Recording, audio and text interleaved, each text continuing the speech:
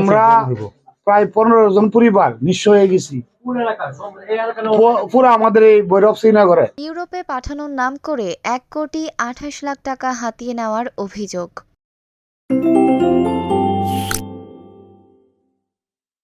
কিশোরগঞ্জের ভৈরবের 15 জনকে ওয়ার্ক পারমিট ও জব অফার লেটার সহ ইউরোপের কানাডা, পর্তুগাল ও সার্বিয়া পাঠানোর কথা বলে প্রতারণার মাধ্যমে 1,28,00,000 টাকা হাতিয়ে নেওয়ার অভিযোগে সংবাদ সম্মেলন করেছে ভুক্তভোগীরা। আজ সকাল 11টায় প্রশাসনের হস্তক্ষেপ কামনা করে ভিসা অ্যাপ্লিকেশন সেন্টার নামে ট্রাভেল এজেন্সির বিরুদ্ধে শ্রীনগর গ্রামে এই সংবাদ সম্মেলন করা হয়। সংবাদ সম্মেলনে ভুক্তভোগীরা বলেন, ঢাকার গুলশানে অবস্থিত ভিসা অ্যাপ্লিকেশন সেন্টারের মালিক MS আজিজুল হক, তার স্ত্রী সাফরিন এবং ম্যানেজার ইউনুস আমাদের কাছ থেকে কানাডা ও সার্বিয়া পাঠানোর কথা বলে 1,28,00,000 টাকা হাতিয়ে নিয়েছে। তার স্ত্রী ম্যানেজিং পার্টনার সাফরিন হকের সাথে পরিচয় হই। তাদের সাথে কথা হয়ে আমাদেরকে কানাডার জন্য ওয়ার্ক পারমিটের জব অফার লেটার ভিসা প্রদান করে। মামলায় 2 নং ও 7 নং সাক্ষীর কাছ থেকে 80 লাখ টাকা নিয়ে পাসপোর্ট দিয়ে ভারতীয় ভিসা সংযোজন করে এবং পরবর্তীতে আমার কাছ থেকে ও কানাডার নেওয়ার কথা বলে আরো 10 লাখ টাকা নেন।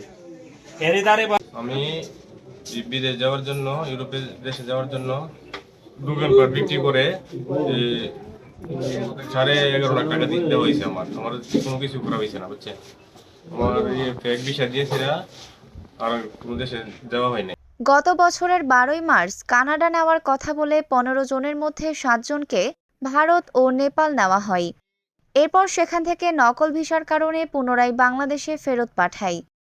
এরপর উক্ত ট্রাভেলসে গিয়ে দেখতে পাই তালাবদ্ধ করে অভিযুক্তরা পালিয়ে গেছে।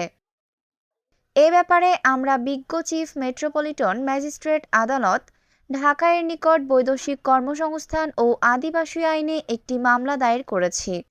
দ্রুততম সময়ের মধ্যে প্রতারক MS আজিজুল হক, তার স্ত্রী সাফরিন হক ও ম্যানেজার মোহাম্মদ ইউনুসকে আইনের আওতায় এনে দৃষ্টান্তমূলক শাস্তির দাবিসহ পাসপোর্ট ও ভিসা ফি বাবদ 1,28,00,000 টাকা ফিরিয়ে দেওয়ার দাবি জানান। তদন্তাধীন বিষয়টা আমরা ওই যে ভিসাগুলো যাচাইয়ের জন্য আমি কানাডা এম্বাসিতে পাঠাইছি। তারপর ইন্টারপোলের মাধ্যমে ওই যে বাংলাদেশের তো পর্তুগাল আর সার্বিয়ার এম্বাসি না, ইন্টারপোলের মাধ্যমে আমরা ওই ভিসাগুলো যাচাই করতে পাঠাইছি। হ্যাঁ ওই ভিসাগুলো যাচাই করতে পাঠাইছি। ওই ভিসা যাচাইয়ের রিপোর্টগুলো এখনো আসে নাই। তারপর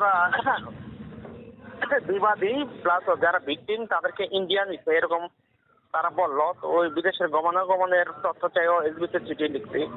মিলাদ হোসেন অপু, ভৈরব, কিশোরগঞ্জ প্রতিবেদক। ঐশী সৃষ্টি, news desk, Bangladesh news today.